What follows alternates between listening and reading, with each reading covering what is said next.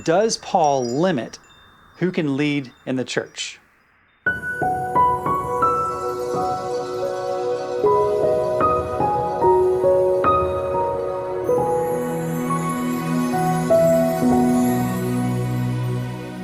So the quick answer to the question, does Paul limit who can lead the church, is yes, he does.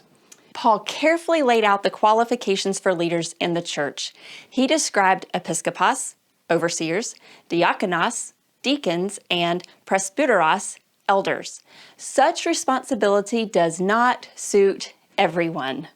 Leadership requires high moral character, purity, good conscience, and faithfulness. Let's examine the requirements for an overseer or an elder found in 1 Timothy 3, 1 through 7. Here is a trustworthy saying: whoever aspires to be an overseer desires a noble task. Now the overseer is to be above reproach, faithful to his wife, temperate, self-controlled, respectable, hospitable, able to teach, not given to drunkenness, not violent, but gentle, not quarrelsome, not a lover of money. He must manage his own family well and see that his children obey him, and he must do so in a manner worthy of full respect. If anyone does not know how to manage his own family, how can he take care of God's church? He must not be a recent convert, or he may become conceited and fall under the same judgment as the devil.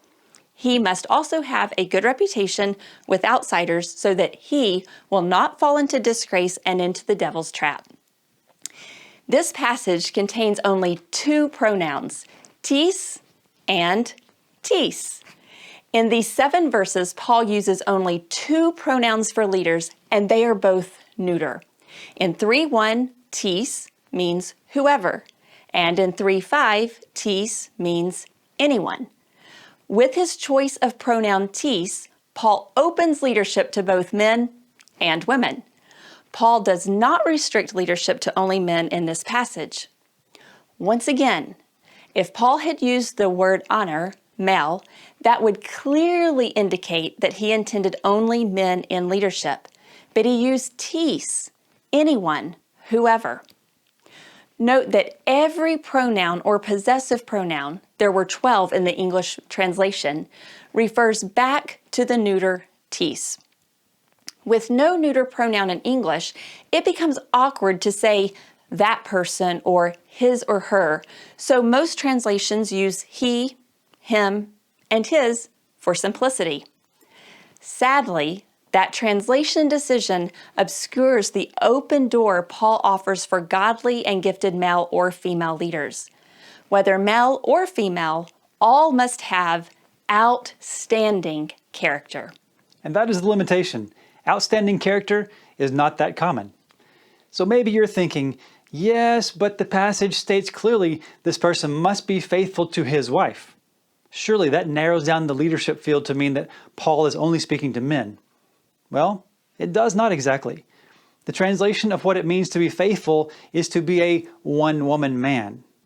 The phrase translated faithful to his wife or husband of one wife is actually mias, one, gunaikas, woman, andra, man. Paul prohibits promiscuity. He requires holiness, and a one-woman man would demonstrate that. Now for women in the Ephesian culture, there was no option that the men had. The men had multiple options for immoral relationships. But for women, their faithfulness was expected. Again, purity and faithfulness are the 2 main qualifiers for leadership. But requiring marriage, requiring children, that's obviously not required, since neither Jesus nor Paul would qualify as childless single bachelors. Also disqualified would be widows or widowers. Again, the main point is purity and faithfulness in sexual conduct. Perhaps today, God would disqualify leaders, male or female, who view pornography, since that indicates an affair of the heart. Paul wanted leaders to have high moral character. And if by any chance you're wondering, what does it say in Titus about the presbuteros? Well, Paul listed qualifications there for elders. He again used the same word, tis. And once again, all the pronouns in Titus refer to the neuter tis. Now, A little bit lower in the passage in 1 Timothy, we read about deacons, diaconos. Here Paul addressed both men and women as potential deacons. We see in 1 Timothy chapter 3, verses 8 through 13. First, Paul lists qualifications for male deacons. Check out verses 8 through 10. Then Paul lists qualifications for female deacons in verse 11. Then he goes back to male deacons in verses 12 and 13. You may be wondering, that sounds a lot like a chiasm, and you would be correct.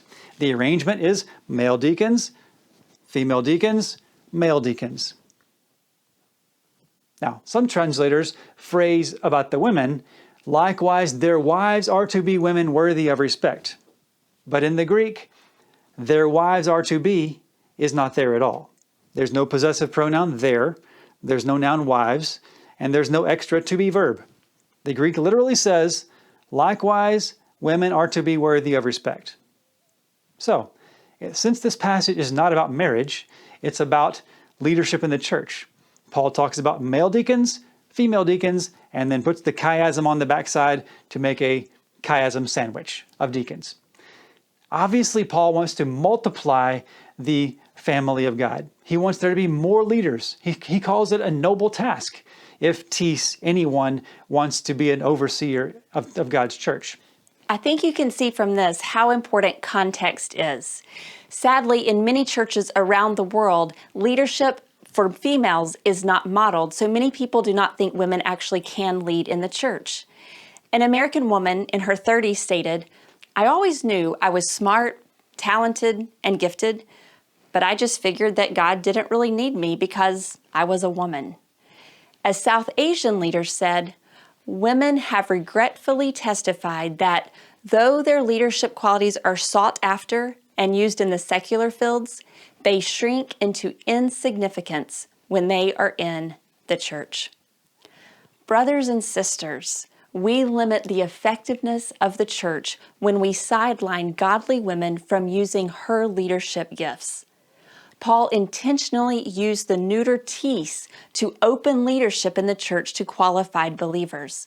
Paul wanted more laborers serving in the harvest field, not fewer. Jesus said to pray for more laborers, and Paul opened the door. May we all continue to open the door to God's godly and anointed leaders, both women and men. So with this information, take a few moments and consider, what does this teach you about God? What does this show you about the character and nature of people? What is one thing you can do to obey? And with whom can you share this? Until all know, run with it.